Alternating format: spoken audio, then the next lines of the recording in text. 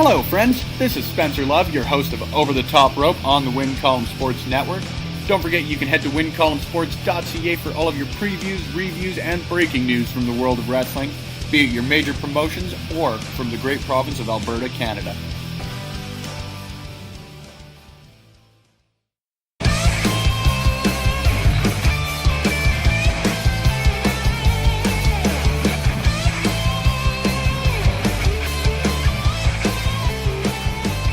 Hey folks, it's Mike the Ref on the road back from CWC Last Hunt at the Festival Hall in Red Deer, Alberta. A very interesting card tonight. 5 matches, a couple surprises, and a brand new CWC champion. For those that are at the show or saw my Twitter account, they know who it is. So for those that haven't, you're going to have to sit and wait and find out. Getting into this card here, right off the bat, we had a rematch from last month. Envy apparently was very upset with the fact that she thought that Cherry Doll cheated, didn't use proper momentum, or did not. She did a whole bunch of chicanery. I'm trying to figure out what the excuse was, because there really wasn't one. She got beat hard by Cherry Doll, and that cherry drop finisher of hers, known to a lot of people as a Styles Clash, Faith Breaker, whichever way you want to call it. So we're back into this matchup here, and it's Cherry Doll really forcing the power game. A lot of shoulder tackles, a lot of clotheslines. She has got a vicious headlock takedown. Like most people, it just looks textbook that happens. No, she snaps that off hard. This match, Envy tried to pull her bewitched and beguiling ways on Cherry Doll. Didn't have much of an effect to start. But turning point of this match was when Pride got involved, the Alberta champion who was on the outside. You had Cherry setting up for the cherry drop once again, and then Pride comes onto the apron, causing a distraction. Cherry Doll drops Envy, grabs Pride, brings him into the ring. I'm having a mini orgasm here as Cherry's about to set up Pride into the cherry drop when Envy comes out of nowhere and hits that super kick to the mush. I don't know if it's called a fade to Envy or whatnot, but either way it's effective, and it got her first victory in the CWC. So now finally Envy is on the board. To me, this was a very decent match, and a great way for Cherry Doll to continue her development, even though she took the loss. Nothing but in-ring experience in front of a live crowd is going to do nothing but help her. And Envy finally got a victory. I'm still trying to figure out who she is. Every time she comes near me, she has that black tar smear, that stuff that she put on Pride to convert him. So let's face it, folks, I'm getting the hell out of Dodge at that point. So, but I thought we were going to move on to our next match at that point, but we didn't. You had the Canada Cup winner from last month, Johnny Kickass, come out and basically grabbed Cherry Doll by the hair, was almost going to powerbomb her, but Commissioner Bob Gordon flies into the ring. I've never seen a commissioner move that fast in my life. Lord knows, as general manager, I don't do that. They managed to break that up.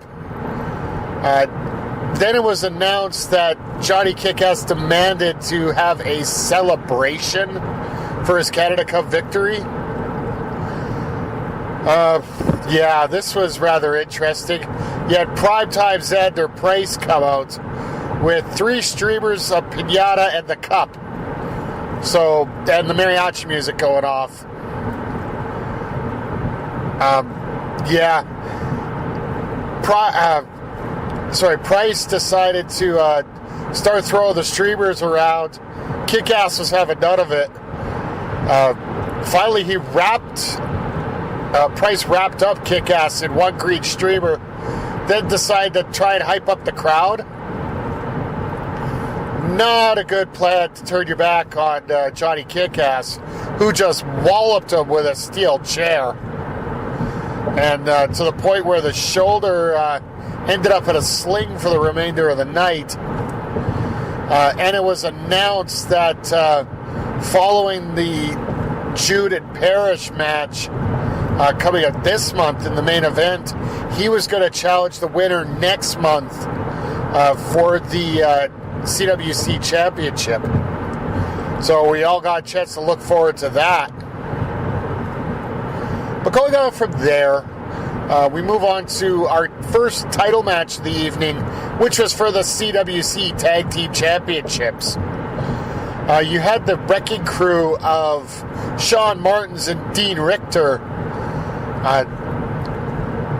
They have had a long-standing feud with their former manager, Skylar Paris Austin, who was supposed to come up with basically a mystery tag team partner. It didn't matter who it was. It was up to Austin to find a partner and come out with. And he came out with a hell of a partner tonight in the above-average Aiden Adams.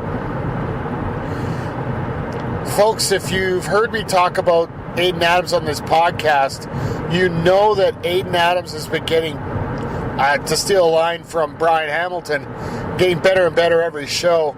But his growth and his development since his beginnings in RCW, then moving on to PWA and coming out for this show at CWC, you can see a true development in his character, his moves in the ring, his ability. Did a hell of a job in this matchup here. And I think it was a perfect dichotomy to go up with a kid like Skylar Paris Austin. And I think that Aiden Adams could be a hell of a tutor for Austin in this case. What ended up happening is Austin got the hot tag, came in, cleared house, got the swipe left, his version of a reverse neck breaker, or if you guys watch WWE, the natural selection by Charlotte. Knocked Martins out almost. And I say almost for the follow-up reason here. Goes for the cover. Referee does not see that Martin's foot was on the rope. The match unofficially ends. Junior referee, guest referee, I think is a better way to put it, Avon Fox comes out, and it makes acting senior referee Derek Law know that he made a mistake and they restarted the match. Immediately, Richter pulls Adams out of the ring. Adams gets distracted with Richter, and all of a sudden the general out of nowhere clubs Adams in the head with his cane, which leaves Skylar Paris Austin 2-on-1 against the Wrecking Crew. They pulled off every double team maneuver that they could think of, finishing it off with a super car wreck from the top rope. For those that haven't seen the car wreck, it is a combination neck breaker, belly to back, backdrop driver, I think is a better way to put it. From the top rope, I am surprised that Austin was still moving after the show. Hell of an effort by the kid, but the champion still retained. It was really good to see Aiden Adams out here, teaming up with Skylar Paris Austin. I hope we see him back out here very soon. And man, you want to talk about two mechanics in the ring, Sean Martins and Dean Richter. That might be one of, if not the best tag team in Alberta right now. So, but going on from there, we had Pride come out, who was scheduled to take on Dylan Stone for the Alberta Championship. He comes out, and from what I got through my headset during the broadcast, the CWC head office feel that Dylan Stone, while he did get screwed out of his championship match by getting kicked in the stones by Pride last time that these two met up, they still felt that Stone has had a lot of privileges in CWC and needed to prove himself in order to get another shot at the title. Unfortunately, he had to meet face-to-face with Wrath, the newest protege of Pride and Envy, who are now starting to be collectively known as Seven.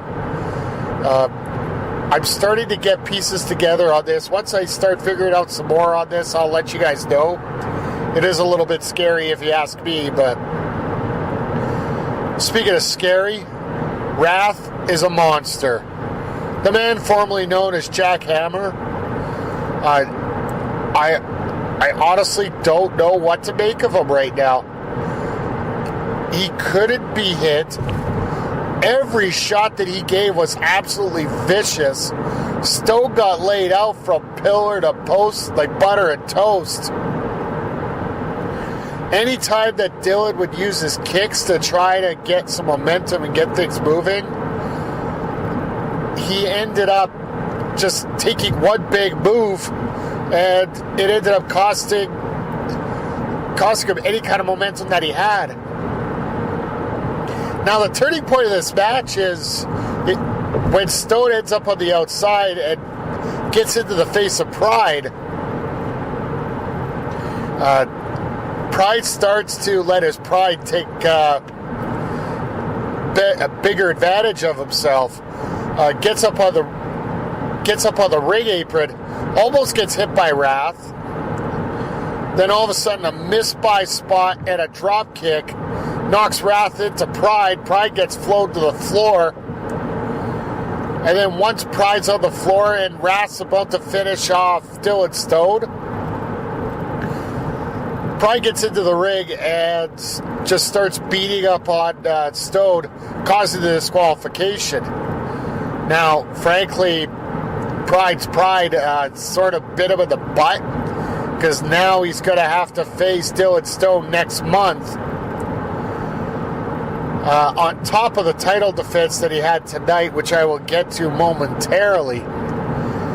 Following the disqualification, Wrath continued to roll over Dylan Stone to the point where I can't believe he actually kicked out, got out of it, got out of the ring in one piece and wasn't at the hospital. Overall, this match, frankly, it just proved that Wrath is a monster and that Jack Pride is got a lot of devilish intent on what he plans to do with them. So from there, we hit intermission. Great time had by all, of course. Coming out of intermission, Commissioner Bob Gordon was able to contact CWC head office during intermission to find out basically what the hell happened. All the details got squared away, and then basically Gordon said that he's allowed to pick an opponent, and he found one during intermission. A very unique dichotomy in picking the former MPW heavyweight champion and a man that just got cleared by the doctors to compete at CWC, Maniac. Now, Maniac being a former MPW tag champ and heavyweight champ, very good choice. If I wanted to pick somebody who should be at 100%, to take on Pride and take that title off him, I think Maniac would have been one of my top choices. Maniac coming out and just plainly saying, look, I'm a bad guy, I'm going to rip you apart. Gives a nice little lip smack to Envy there, and that took me aback a little bit here, because who the hell thought that a lip lock onto Envy would throw her off her case for so long there? But Maniac made no bones about it. He was going to try to cheat the win. Which I say, good on you. At least you're going to be honest about it. Yes, I know honest cheater is an oxymoron, but I'll live with that. So, Maniac is taking charge of this match. Got Pride all over the place. Like, got him coming and going. Not sure what is going to happen. Both these guys are using finger pokes to the eye. Choking whenever possible. Every despicable tactic that you can come up with. Turning point of this match was actually sitting in the stands. Dylan Stone is sitting in the stands drinking a Dr. Pepper. Pretty sure it was a Dr. Pepper. But Pride notices him after Maniac dumps Pride to the outside. They get in each other's face. Stone spits some pop into Pride's face. Pride gets distracted long enough to get counted out. And Maniac wins via countout.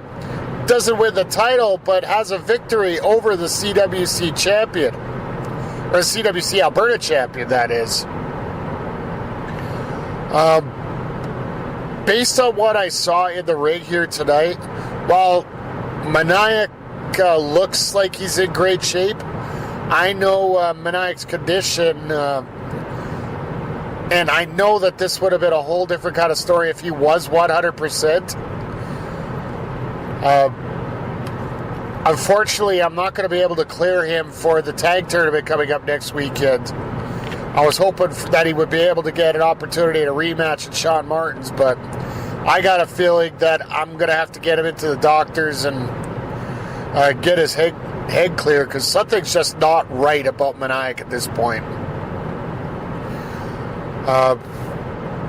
And Pride, you won against... You kept your title. Now let's hopefully Mr. Gordon comes up with some kind of stipulation so that he can't take the easy way out against a guy like Dylan Stone. But then from there you go to your main event. A tables match for the CWC Championship between the champion Chris Parrish and the challenger, the Cheetah Bear Jude Dawkins. Now, one thing that was failed to be announced at the beginning of the show, or the beginning of the match for that matter, is the only way to win a tables match in CWC is to physically put your opponent through a table. We did not want to have any John Cena spots where he puts his foot through the table and loses. Or better example is the Cody Rhodes Big Show tables match at WrestleMania, where Cody intentionally just put himself, stepped through a table so he didn't have to get injured at the hands of the Big Show. That played a key factor in this matchup here. Early on in the match, table was set up in the corner. Both guys were trying to ram each other's heads into it. Parrish blocked it with his foot, and unfortunately he kicked the table in half. So that was deemed as a defensive maneuver, and was the match was allowed to continue. Key point of this matchup was the referee, Avon Fox, got smashed in the corner on a follow-through with the Cheetah Bear charge from Dawkins into Parrish into Fox. So referee was down. Table in the ring. Dawkins manages to get Parrish through that table and knocks both guys out. Like, they're both completely out of it. But there's no referee to make the count, and Commissioner Gordon is in the back trying to find a referee, which shouldn't be that hard because Derek Law is always hanging around. So it looked a little conspicuous there. All of a sudden, both these guys are out there, and Johnny Kickass's music plays. He comes out holding Derek Law in his hands and giving him the cup, cashing in the Canada Cup at that moment, immediately turning this match into a triple threat. Now, we're going to have to get the head office to review the video to see what's going to happen here, but despite that, the match continued, and Kick-Ass took control early, but then Dawkins and Parrish started to work together? Like, what the hell? Cats and dogs getting along together. Me getting along with Rick Jules and Envy. I just don't think these things happen way too often here. Finally, Kick-Ass just got way too much in the tank compared to these other two guys. Parrish gets laid on top of a table, and Dawkins gets powerbombed through Parrish, through the table, and ending the match and creating your new CWC champion, the chairman of the CWC, Johnny Kick-Ass. I cannot question the resolve of Kick-Ass. It's brilliant what he did. I question his morals. I question the fact that he spits at the crowd. But overall, I don't fault him for what he did. And this turned out to be a hell of a match. There needed to be a little bit more communication with the fans and the crowd about the offensive maneuver part. But you know what? It's indie wrestling. Sometimes you're going to have that stuff. Commissioner Gordon gets in the ring following that matchup and announces that he's going to figure out what's going to happen with the heavyweight title and figure out who the number one contender is sometime in the next couple weeks here. Parrish and Dawkins stare each other down now that they're both not champions, and Parrish just basically brushes back Dawkins and heads out. So I don't know really what to make of that. I think there's a healthy respect between Dawkins and Parrish at this point, but I really don't know where it goes right now, because Parrish has no title. He should be getting his contracted rematch. Dawkins, well, that was his last chance against Parrish, but we got a different champion right now. And let's face it, Dawkins had that match won after he sent Parrish through the table. So I don't know what's going to happen there, but we're definitely going to find out when the next Canadian Wrestling Coalition show hits on August 25th at Festival Hall in Red Deer. I'm going to have tickets available starting next Sunday, I do believe, is what I'll be getting them next Saturday, so it's going to be a very interesting weekend. The only guaranteed match we have right now is the Alberta Championship on the line between the challenger Dylan Stone and the champion Pride. Commissioner Gordon, if you're listening to me, please come up with some kind of stipulation. We can't have any of these stupid finishes happening again. But all in all, I would have to say this card was pretty solid. Crowd, it was a summertime crowd. I'm not going to say it was absolutely jam-packed to the rafters, but it was pretty decent if you ask me. Highlight of the night for me, I would have to go two ways here. One is out of respect, and the other one's just sheer appreciation. That tag match between the Wrecking Crew and above average Aiden Adams and Skylar Paris Austin did a hell of a job. These guys, I was actually surprised at the chemistry between Adams and Austin so early. Like, they've never tagged before, and let's face it, Austin's been a wrestler for 6 months maybe? And even then, I would use the term wrestler loosely here for the first couple of those months. And then the respect one, well, it's a double respect. Envy getting their first victory in CWC. I might have to go buy a lotto ticket following that, but and then Johnny Kick-Ass just being the ever opportunist, cashing in his Canada Cup and getting the championship. But that'll also qualify as my surprise of the night. So, all in all, a great card. Fans went home happy, and I definitely hope you guys can check out CWC Evolution. It's going to be broken down into 2 episodes. The first episode is me going solo on commentary. The second one, including the Pride Maniac match, as well as the main event tables match, will be myself and Primetime's Andrew Price on the call. So,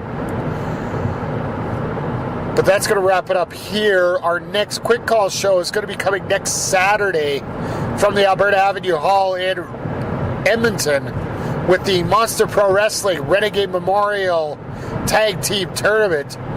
8 teams vying for the championship, with the finals being a tables, ladders, and chairs match.